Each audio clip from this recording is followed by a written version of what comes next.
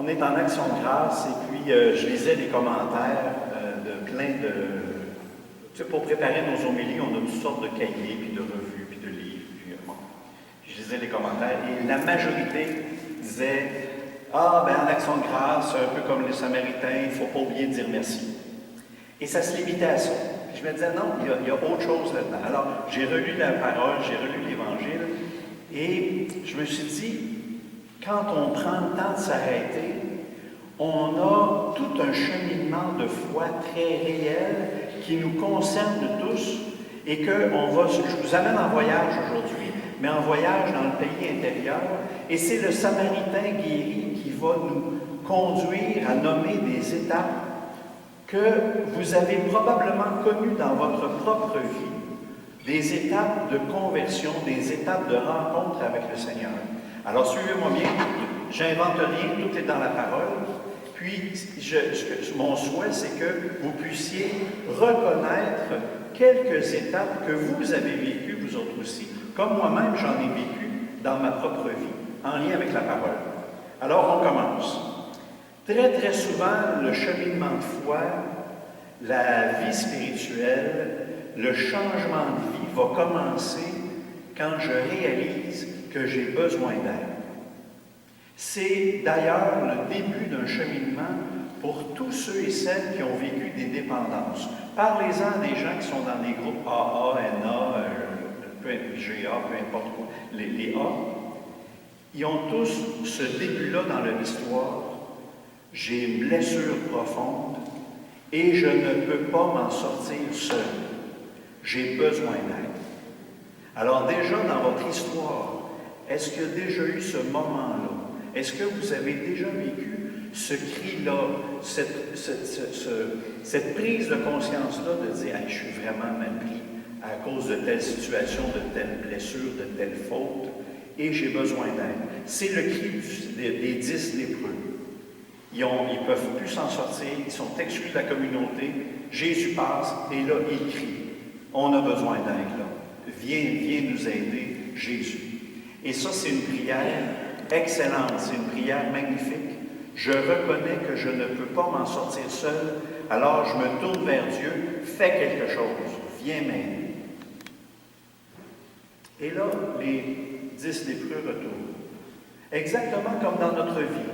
On demande de l'aide, mais l'aide ne vient pas nécessairement tout de suite, spontanément. Ça peut arriver, mais pas automatiquement. Et on continue à porter notre blessure, on continue à porter notre croix d'une journée à l'autre, parfois d'une semaine à l'autre, d'un mois à l'autre. Et à un moment donné, dans notre histoire, chemin faisant, comme le lépreux, qu'est-ce qu'il dit ici? En cours de route, ils furent purifiés. L'un d'eux, voyant qu'il était guéri, quand je prends conscience qu'il y a eu une guérison dans ma vie, que le Seigneur a agi dans ma vie d'une manière ou d'une autre, j'ai besoin de le voir, d'en prendre conscience. Et ça a l'air une petite étape de rien. Ben oui, c'est sûr que je vais le voir. Pas si sûr que ça. Si je relisais ma vie, peut-être que je serais capable de nommer dans une relecture tous les petits miracles que j'ai manqués ou que j'ai passés par-dessus sans en prendre conscience. Et ça arrive. Je suis passé à une autre étape, j'ai grandi, j'ai guéri, mais je ne prends pas le temps de m'y arrêter et d'en profiter et de reconnaître tout ce que Dieu a fait dans ma vie. On a besoin d'une relecture. D'ailleurs, tout le peuple, toute la parole de Dieu qu'on a entre les mains, elle a été écrite parce que le peuple a fait une relecture de leur expérience. Ah oui, là on comprend mieux. Quand il s'est passé telle affaire, dans le passé, le Seigneur était là, le Seigneur était là, le Seigneur était là.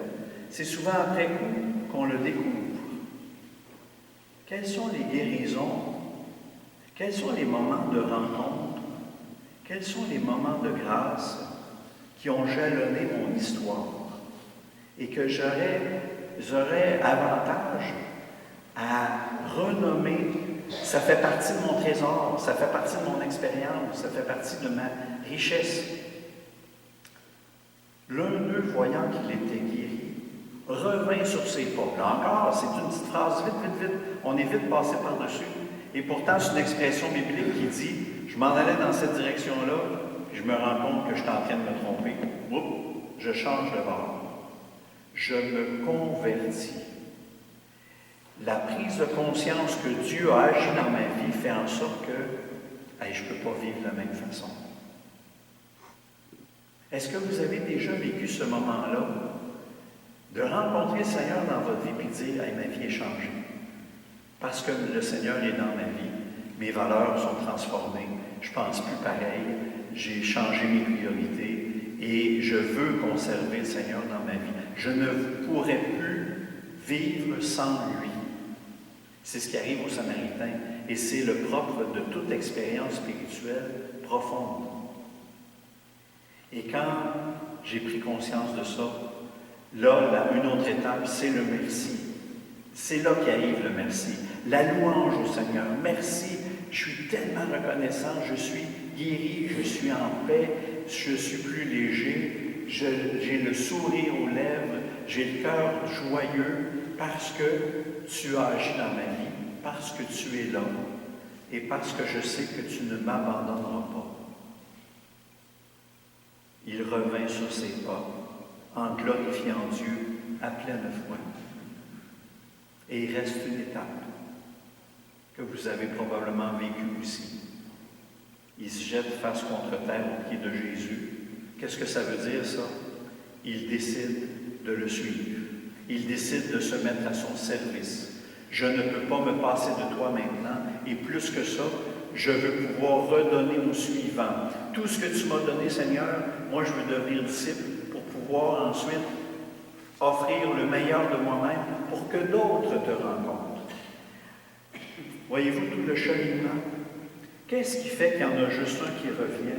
Ça, c'est le vrai drame.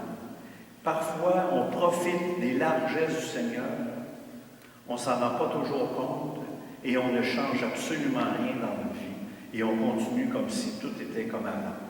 Et ça, c'est le drame. Parce que le Seigneur, quand il agit, c'est afin que nous donnions des fruits. Il y a d'autres évangiles qui disent ça, exemple, afin que nous donnions des fruits et que nous puissions donner au suivant. C'est une expression qui a été mise à la mode depuis tout le temps à cause d'une émission de télé. Et c'est tellement ça l'Évangile. J'ai reçu, puis je redonne, en sachant que le Seigneur est avec moi. Alors voilà un peu plein de motifs d'action de grâce. Peut-être qu'en fin de semaine, si vous avez un peu de repos, à moins que vous soyez débordé par des rencontres familiales, prendre le temps de relire les dernières années de votre vie ou d'autres expériences fortes que vous avez vécues. Allez cueillir ces présences de Dieu-là pour une vraie louange, pour un vrai merci, une action de grâce. Amen.